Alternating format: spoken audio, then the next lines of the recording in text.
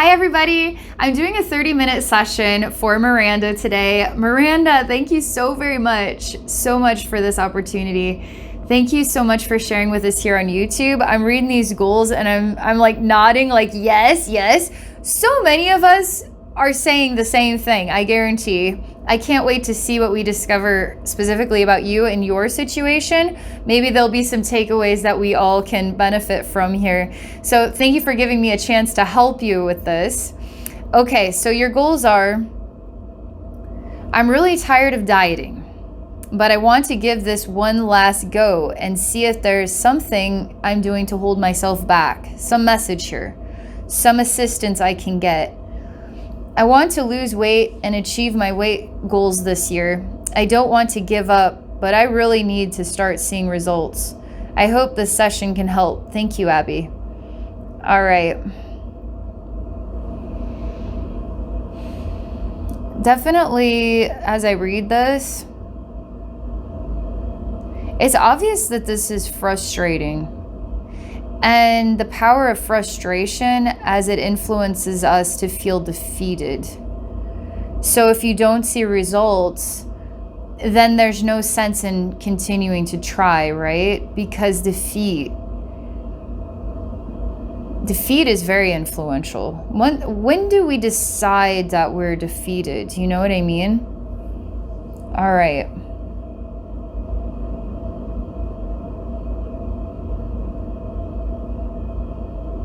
Okay. Energetically, like, there's definitely something here. I'm gonna relax and get in the zone and let's find out what that is.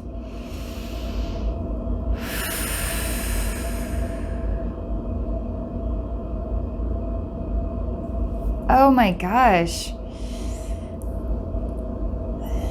There's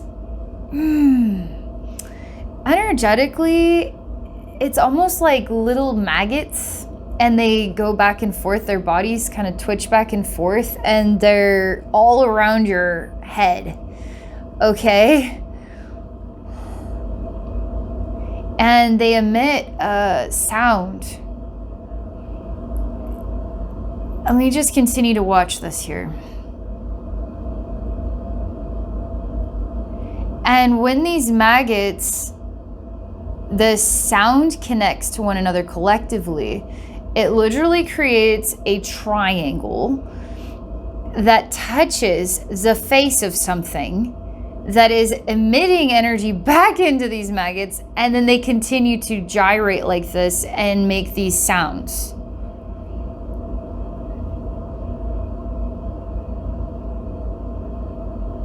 It is very influential for me to try to just time this out and turn the sound off.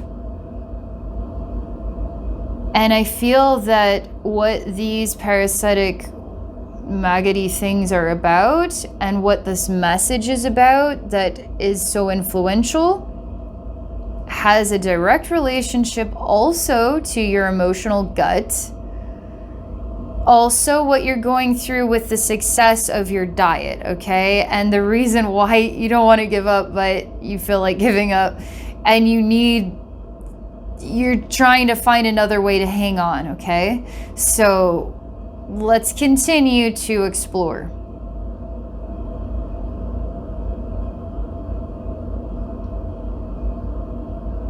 I'm gonna have to go and face this dark thing. And it's emotionally, it makes me feel so sad. Like I just want to cry and cry and cry. And it makes me so sad that I don't want to face this thing. Because I don't want to face my sadness.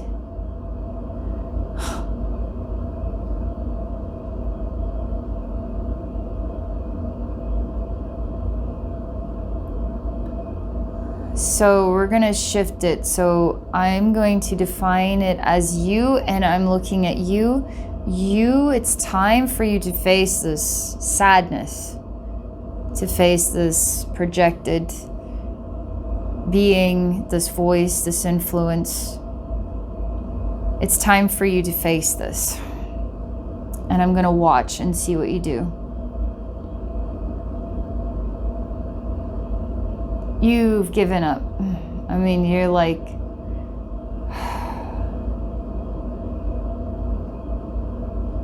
You're in a laundry basket with, I don't know, like white t-shirts.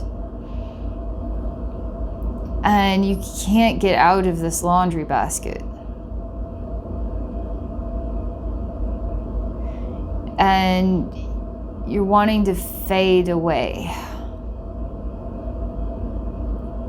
This isn't necessarily a depression. It doesn't express itself as a depression. But it is like, I am tired and I don't want to participate anymore. And I'm going to go fade out now from my relationship with dieting. Okay? Again, it doesn't express itself as a depression. It's just deflated.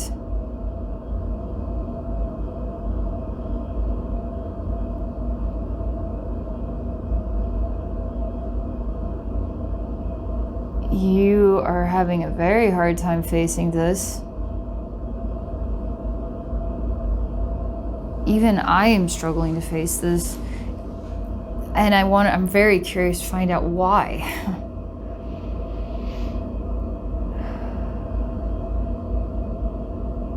You can't lose again. You can't. It shows me that you're putting all of your energy to winning this race. And they show me like high school, and it's like track and field, and we're having a big event, and you're putting all of your best in to win. And then I see again and again and again and again and again and again and again and again. You're putting your best in to win, and you never win. That's what it's like. And you can't cope with losing again. So let's say the weight loss goal is winning, and not seeing results is losing. Maybe even not seeing results fast enough is losing. Either way, the energy is completely tired. And this might not just be about weight loss. It could be about other things in your life where you're just not coming out on top. And it's paralleling this with weight loss. And you're like just deflated. So I accept that you are too exhausted. So I say I will go. Something interesting about this energy, because it's pushing me back. And I'm going to have to project my consciousness into it to get to it. And I feel like this is way more complicated than we know. My guides say, just start by being the worms and you'll be able to get to it very easily. All right, I'm merging with all these worms around the head.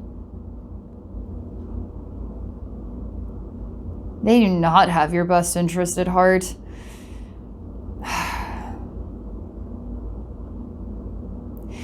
You are emitting a certain frequency sound. And now you are not choosing to align with that frequency sound, which then you could say the frequency sound you were aligning with was their food. Now you're not aligning with that frequency sound and they're freaking out. They need you to align with it so they can continue to live. And you're sitting in a flipping laundry basket saying, I can't do this anymore. And all you have to do is keep standing your ground, okay? I feel like you're going to have weight loss results. You're just up against some things you're not aware of. I feel like you can have results. But let's see what we can do to get rid of this, okay?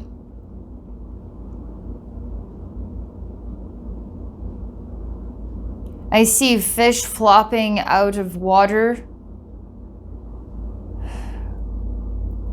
I see a man try to pick up a fish to put it back into the water, and his hands just go through it.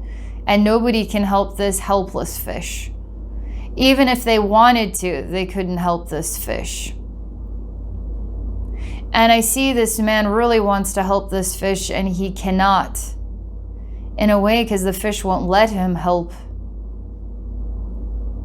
The fish says, I want to die here on this beach. And your help is not going to help me die on this beach. And I see the worms nod. Vibrationally, they're saying, yes, you do want to die on this beach. You are out of breath. You are not in the ocean anymore. You're on land. Even if someone tried to help you, they wouldn't be able to. So these worms are telling you this, okay? Energetically. I'm impressed as to how in the world this got built up here, because there's a reason why it's like even I felt like I was pushed away from going into this, because it's built up so much and it's so extremely influential. Because now I am going to plant some seeds, like to override this frequency pattern.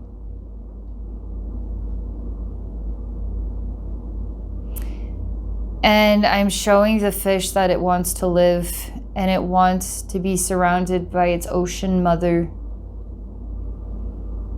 And it wants to thank the man that came to help it.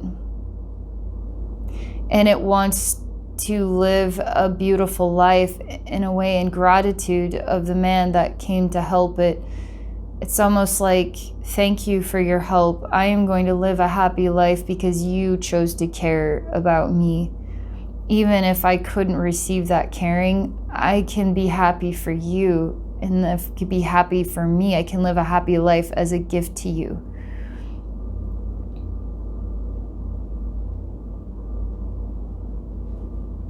I see in the ocean there's a big black octopus-like thing.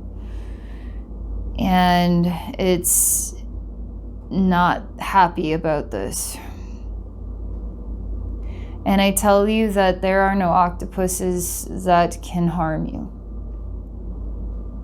It's not happy about its circumstances. You can be happy. It's not happy about its circumstances. And the octopus releases all this black ink. And I remove this facade, like you can't see where you're going, or you aren't free to be happy. I just cleared all out and sort of sent it back. But you tell me as this fish that there's something that you yourself need to do. And you're not sure what it is. It's almost like facing this octopus isn't necessarily it.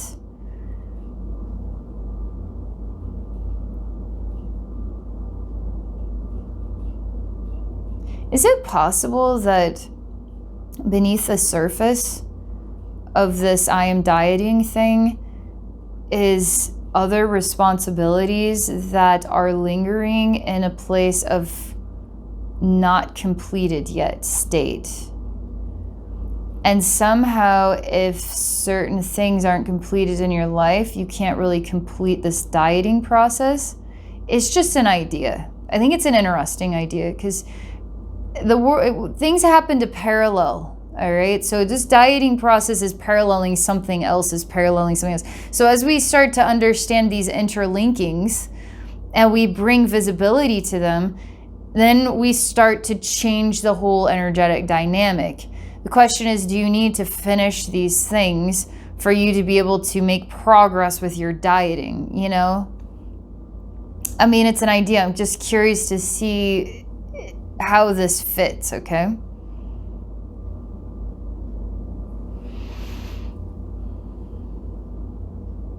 You say that there are things that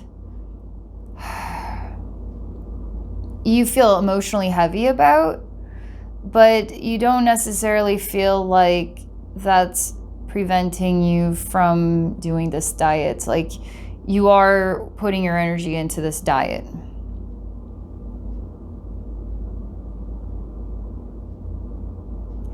And I will say that when you give me this answer, I do feel the heaviness, and it's still a vibrational sound that I feel like is still kind of playing in the background.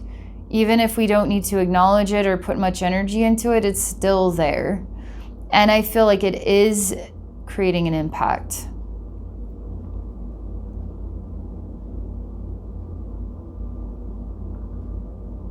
Kind of shrug your shoulders and say, like, what can I do about it? I say, why don't we just ask this octopus, since he wants to be a part of our lives right now? Let's see what his thoughts are. So there's this vibration, it's kind of heavy emotionally. Maybe it's impacting the diet, maybe not, but maybe there's a reason why I'm sensing it, because it just needs to be acknowledged. What do you think about this octopus? And I see you blush as you're choosing to acknowledge the octopus for the first time as this fish. And then you start to cry, and you say that this octopus is your friend. And I say, well, that's interesting. It seems like it was creating an imbalance.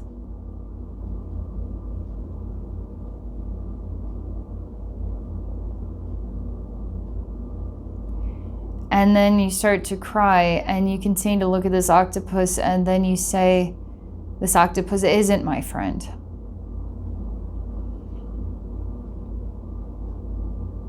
I say you're undecided, because your heart says this octopus is your friend, but then you start to see that maybe it's not as good of a friend as you would like it to be. Maybe its best interest is not your interest.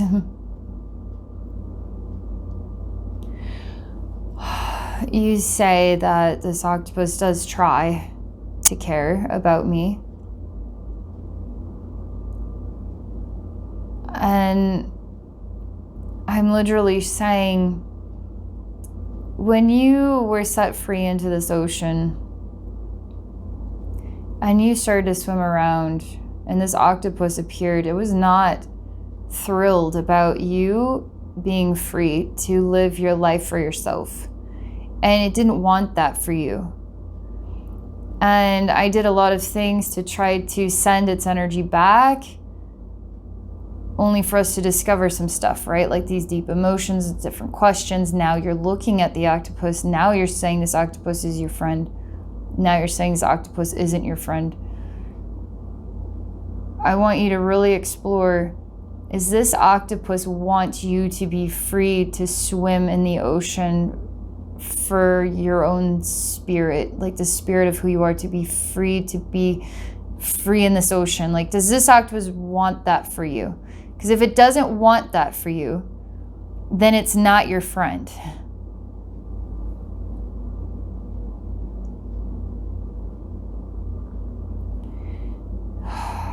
You change, and you become like a small black statue. You kind of look like a little version of the Statue of Liberty in some sort of black metal. And this octopus grabs you as like a prized possession. And then it's like where its mouth would be, it puts you inside of itself, okay? Just like puts it underneath its legs, and then you go up in there, I guess, to its head. That's where you are. You're in there now. And I say, is this where you want to be? The octopus says, I want to possess you and I want you to be in my head. And does that make you happy?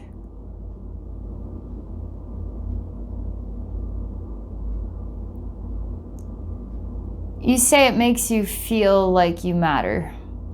Like you deeply matter to the well-being of this octopus.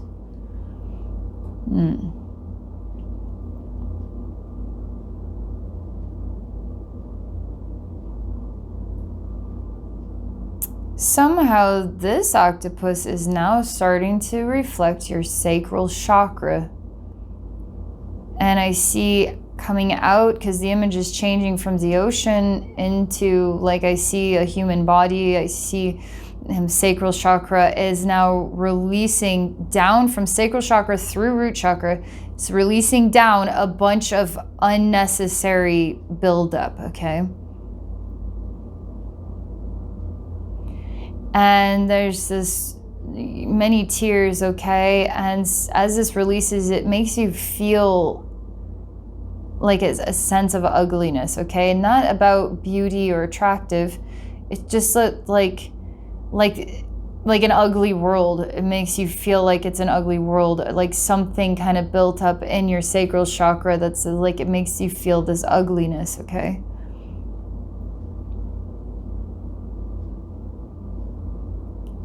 And you're really sad. And you feel like a lack of genuine love.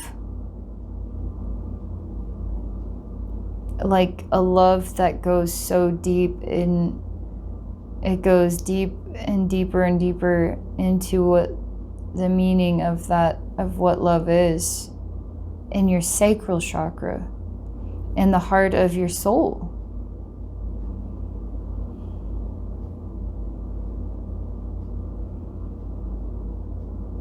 And I see you back in the laundry basket, tired. And you ask me, is that octopus me? Is that octopus somebody else? Is that... I say, well, if it's you, you're trying to get your own attention. And there's a conflict of interest between you and this other self. And you really need to explore what the balance of a real friend is and what real love is. And I will say this conversation is helping to diversify that kind of heavier energy, so it feels more breathable, okay? And maybe it's because I represent someone who could make a deeper connection. It's like someone to see a deeper part of who you are helps you to feel like you matter. Therefore, you now can allow yourself to matter. Now you can live a happy life. Now you can lose weight. It could be something like this, okay? It does ring true on a level.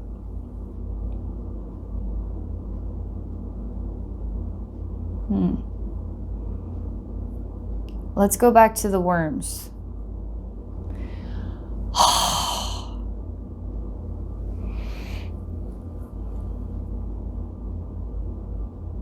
Move through the worms, and now again I'm connecting with this darker being that has a massive dark shield.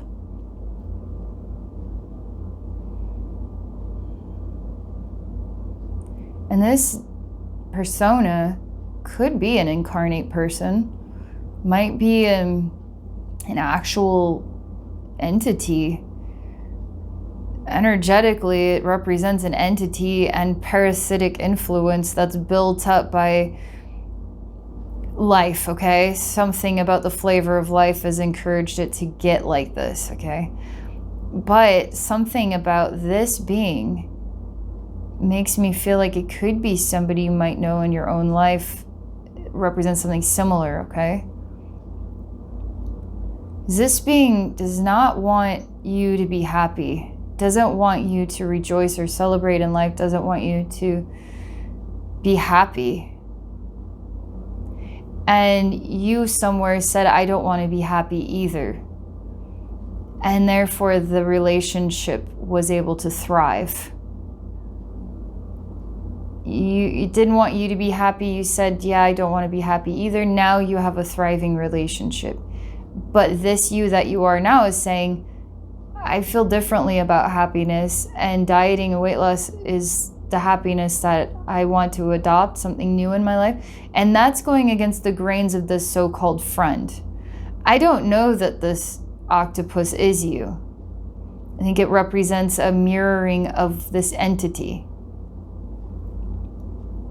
I find it interesting the theme of friendship comes up to really explore what a genuine friend is. Let's say you could say, I would be there in a heartbeat to help this person, but I know if the tables were turned, I probably wouldn't feel the same about me. No matter what, I still care about them. That's an interesting dynamic about friendship. My guys are asking me to move on from this. Let's focus on this entity.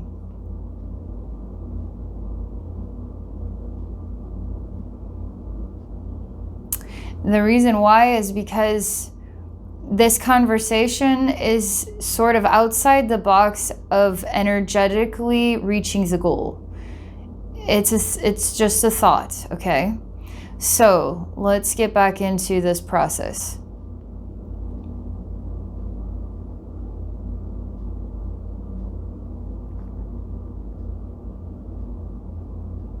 This entity is not only connected to your mental body, connected to your emotional gut, connected to your sacral chakra. So it's connected to these different spaces.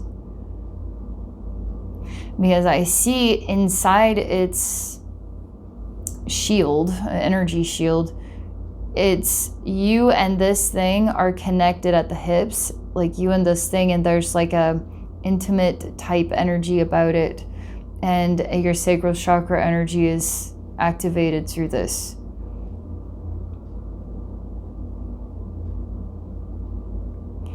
And it uses your sacral chakra against you because it's encouraging you to feel that there is pleasure even if things aren't aspiring to that. So it's creating some sort of concept of pleasure. And let's just say that. Let me keep watching so I can define it some more, okay? They say that pleasure is what holds you in a state of the same. Even if you're not in a place of feeling triumphant and pleasurable, right, about the way things are, beneath the surface, this is being activated to hold you in a place of the same. And even encourage you to feel like if dieting isn't going to work, you should just give up. Stay with me. Stay with this entity lover. Just keep doing the same thing. That way you don't have to feel defeat or failure, because it's better to just not feel that way, right? So stay in this place with me where we can both feel unhappy together. That's his joy, not your joy. Convincing you to decide that's best for yourself, okay? So there is an influence here, an entity influence.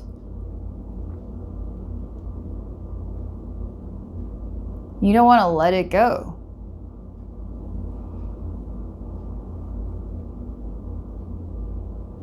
I'm like, oh man, we made so much progress, and you're like, oh, well, I kind of like it. Like, wait, what? Wait, what? Okay. You say you like it. Okay. We got to work with honesty, so that's good. Okay. I say, what is it, the most meaningful part about it? What is it that you like the most? That you feel like somebody, it's like you're the apple of someone's eye, like this being holds you dear to this being's heart, even if it's an imperfect heart, okay? So it's like you feel It's like a lover connection.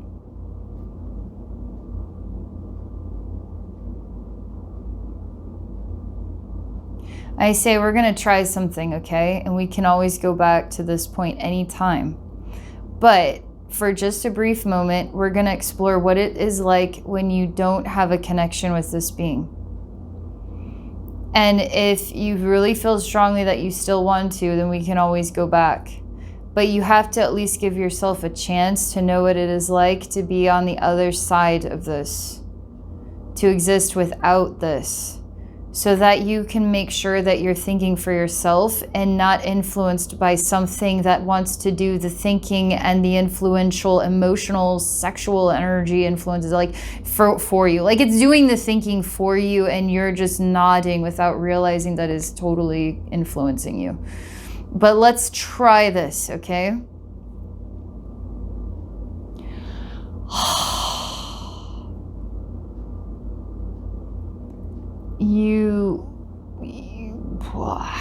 My guides say go for it. So we enter into a hospital room and you're giving birth. And you're giving birth to this being's head literally coming out.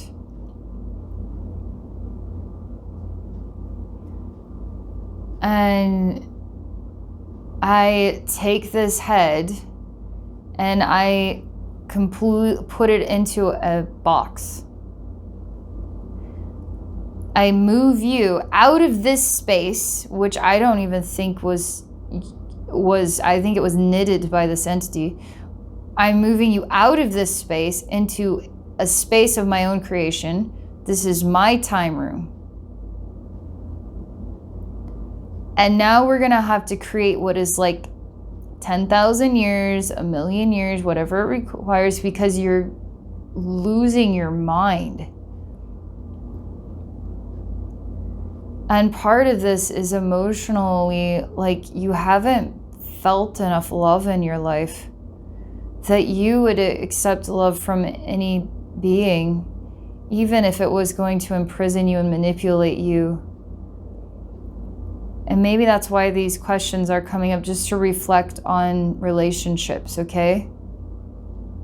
Because that is impacting this diet. And I actually feel like this is all extremely good that it's not working for you, so that you could receive this incredible awareness to just rearrange your energy world, right? Like be more perceptive and think a little bit differently than you were before is going to change everything in your life, you know? Okay.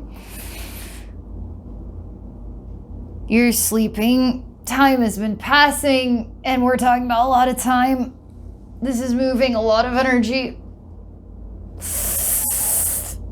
That I gotta be sure, because you must have this. I gotta be sure that we have rinsed this being out of your system for long enough that you actually can think for yourself.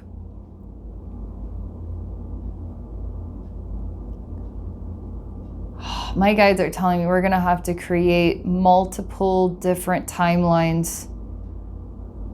Oh my gosh. Because I still feel memories, residues that are influential in your sacral chakra. Even after 1,000 years, okay? So as you're still in my time room for as long as it takes, a million years, whatever, we're creating other timelines. I just see a tree with new branches growing, and that you're gonna go experience new lives, new paths, okay? Because there needs to be a refresh for your soul. Like your soul needs some refreshment and refreshing new experiences to bring back to yourself in this current present day life. And we're talking about bliss and happiness, and where it didn't matter whether you felt loved or not, because it was just obvious and nobody questioned it, and it just felt like home all the time. You need lifetimes where you feel refreshed. Your soul feels refreshed and is given an opportunity to really see what balanced love exchanges are and what they look like, so that you can bring those memories, can now be uploaded back into your soul, like in the present. So now you get this upgrade of new memories, new soul lifetimes, okay? Right now, because time is everywhere, it's infinite. Like, you can live 1,000 lifetimes in a split second, bring all that stuff back to you.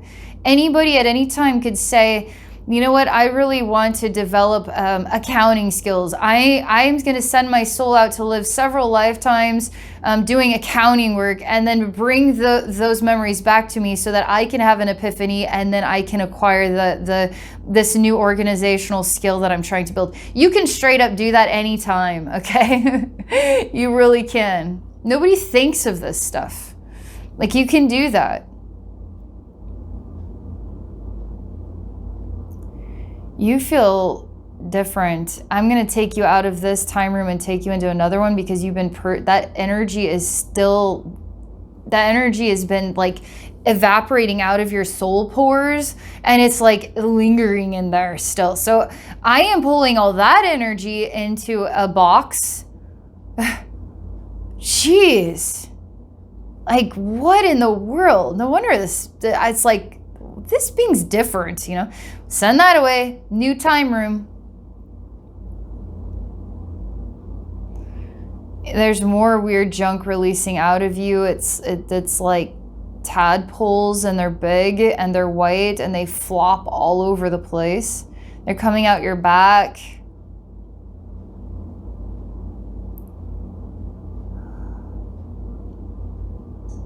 You're weary, you're tired. I see you living a lifetime where you were actually extremely sick for most of that life, and you died young, like 11 years old or something. And you were always weak, and the one thing you had was the sunshine, and you would spend time talking to the sun because you were in bed a lot, and you would look out your window and you would see the sun. This was an older time. And you talk to God, is the only way you describe it. And you talk to God about the way you felt. Every day you talk to God about it.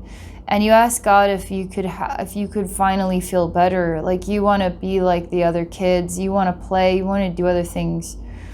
And my guides are saying you weren't really in the village. You were kind of more on the outskirts. So playing with other kids wasn't necessarily what you would have had access to, but being a kid and having a playfulness was something you wanted to be able to play. And you kept asking God for this. You were so innocent in these conversations that you moved God's own heart. But God could not give back to you what you had asked for. But you did make an impression on God himself. Like, I can feel that. And when you died, you weren't disappointed. That also made an impact. And that's why God wants you to know that you are loved by a real love. A genuine love. And that you not getting what you had asked for in that lifetime didn't mean that God didn't love you.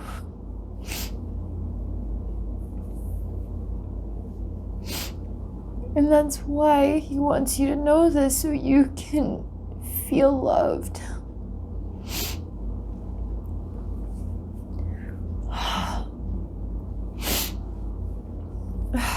Man, that was beautiful. You're kind of waking up and the fog is leaving your mind. And you didn't really want to dislike that being. Because in a way it cared about you in the only way it knew how. And you didn't want to hold it against it. But it was preventing you from being able to grow anymore. And to live the life you wanted to live.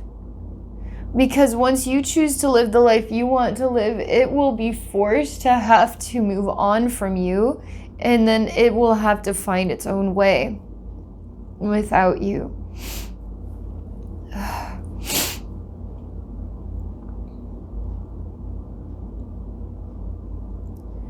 And now you are clear. And now you say you don't want to go back to where we left off. And you actually remove yourself from everything that we've seen. And you go up like a 10-story building vibration. And you go sit at the top of like a much higher vibration than where you've been. And you just bask in sunlight. And you're developing a new relationship with love, which is like God's love for you kind of thing. And you want that love in your life. You don't want any other kind of love.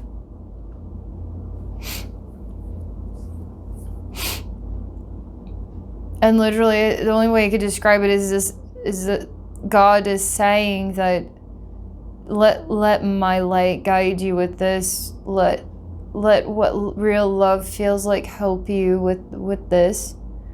Because this also is a reflection of how you feel loved, how you love yourself. And that's why you're so exhausted.